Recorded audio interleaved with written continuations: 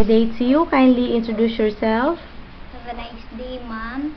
I am Glyza Tixon, 25 years of age. I'm taking up Bachelor of Science in Accountancy, and I am single.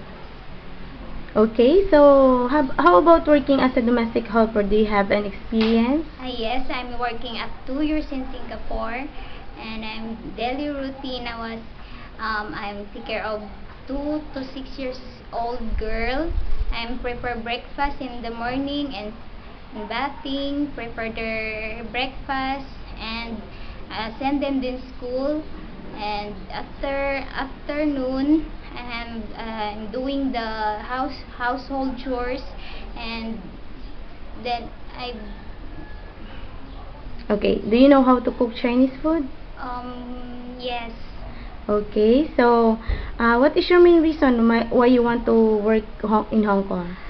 The main reason I want to work in Hong Kong is higher the salary, and of course to support my family, and also to in order to to to to my daughter.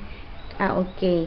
Okay, so uh, can you promise that you will finish your 2 years contract? Oh yes, I guarantee that I finish my contract to you, ma'am. Okay, so finally, can you give us your message to your future employer? Um, I guarantee that I am an honest person and hardworking, and I do my best, and I guarantee to finish my contract.